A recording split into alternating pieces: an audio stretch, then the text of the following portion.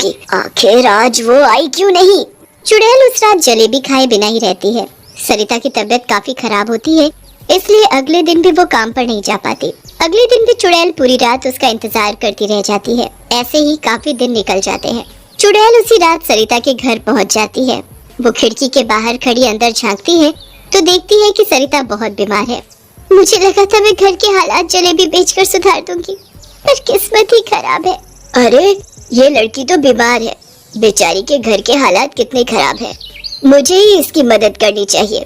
अगली सुबह होने से पहले ही चुड़ैल सरिता के घर के बाहर आती है और उसकी रेडी लेकर गायब हो जाती है।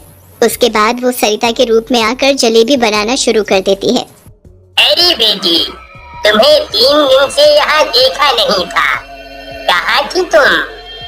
वो मैं थोड़ी बीमार थी, पर अब मैं बिल्कुल ठीक हूँ। बताओ ना, आपको कितनी जलेबी दूँ? मुझे तो 50 रुपए की जलेबी पैक कर दो। उसके बाद वो आदमी वहाँ से चला जाता है। चुड़ैल सरिता के रूप में पूरा दिन जलेबी बना बना कर ग्राहकों को बेचती रहती है और दूसरी तरफ सरिता की माँ रेडी के गायब होने पर बड़ी परेशान होती है। रात को चुड़ैल पूरी कमाई को रेडी में रखकर उस रेडी को सरिता के घर के सामने लाकर खड़ा करके चली जाती है। जैसे ही सरिता की माँ सूखे हुए कपड़े बाहर से उतारने बाहर जाती है तो उसे रेडी वहीं खड़ी मिलती है। सरिता, सरिता। हाँ माँ, क्या हुआ? तेरी रेडी तो यहीं खड़ी है और इसमें तो ढेर सारे पैसे भी रखे हैं। सरिता की माँ ढेर सारे पैसे सरिता को लाकर दिखाती है। किसी को समझ नहीं आता कि आखिर ये सब हो क्या रहा है, पर इतने पैसे देखकर सब बड़े खुश हो जाते हैं। वो उन पैसों से घर का राशन, सरिता की दवाई ले आते हैं। अब अगली सुबह भी यही होता है। सबके उठने से पहले चुड़ैल वहाँ आ जाती है। अभी सब सो रहे हैं, जल्दी से ये रेडी ले जाती हूँ वरना कोई उठ न जाए।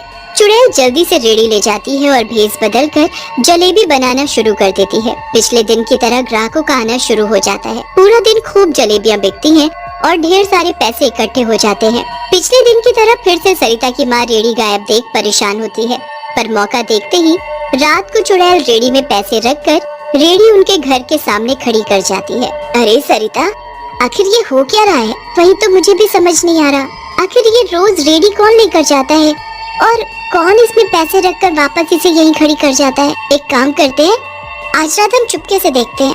अब दोनों रात होने का इंतजार करने लगते हैं। पूरी रात निकल जाती है पर रेडी तो वहीं की वहीं खड़ी होती है। माँ, मेरी तबीयत तो पहले ही खराब है। पूरी रात निकल गई जागकर, पर कोई नहीं आया। चलो अब सो जाते हैं। हाँ बेटी, चलो तुम आराम करो। दोनों वापस जाने ही लगते हैं कि उनके घर के बाहर एक चुड़ैल आ खड़ी होती है।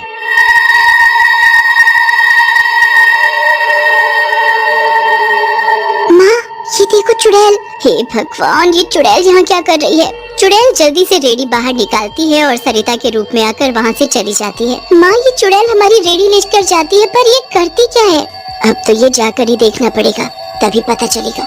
और देखो तो, इसने तो तुम्हारा रूप लिया हुआ है। आखिर ये चाहती क्या है?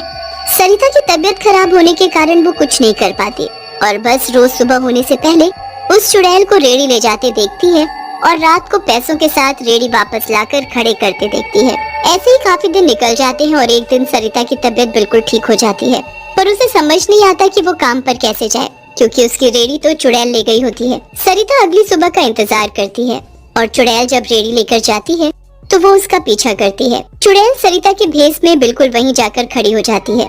वहाँ सरिता पहले जलेबी बेचती थी, वो चुड़ैल वहीं उसी जगह पर जलेबी बनाना शुरू कर देती है और जलेबी बेचने लगती है।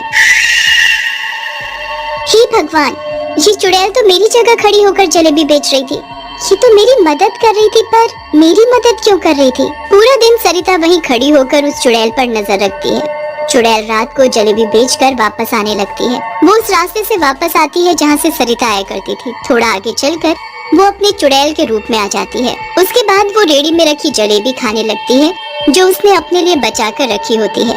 लोगों को मेरे हाथ की जलेबी इतनी पसंद आती है, पर मुझे तो उस लड़की के हाथ की जलेबी ही अच्छी लगती थी। वो लड़की बीमार क्या हुई, उसके हाथ की जलेबी मिलना ही बंद हो गया। पर चलो कोई नहीं, जब तक वो ठीक नहीं हो जाती मैं उसकी मदद करूंगी।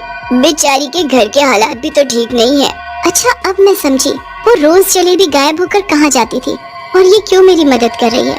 सविता को अंदर से बड़ी खुशी होती है और वो घर जाकर अपनी माँ को सब बताती है। अब अगली सुबह चुड़ैल के आने से पहले ही सरिता रेडी लेकर निकल जाती है और जलेबी बेचना शुरू कर देती है। चुड़ैल को बड़ी हैरानी होती है कि रेडी कहाँ चली गई, पर रेडी पर तो सविता जलेबियां बना रही होती है। चुड़ैल उदास होकर अपने पेड़ पर जाकर बैठ जाती है। अब जैसे ही रात होती है, सविता उसी पेड़ के नीचे से गुजरती है और बड़ा सा जलेबी का लिफाफा उस पेड़ के नीचे रख देती है। मेरी मदद के लिए धन्यवाद। मुझे सब पता है, पर अब मैं ठीक हो गई हूँ, इसलिए अब तुम्हें अपने नहीं बल्कि रोज मेरे हाथों की जलेबी खाने को मिलेगी। इस लड़की को तो सब पता चल गया। खैर, मुझे क्या, मुझे तो जलेबी से मतलब है। चुड़ैल झट से नीचे उतरती है और लिफाफे से जलेबी निकाल कर खाने लगती है। उस दिन से रोज सरिता उस चुड़ैल के लिए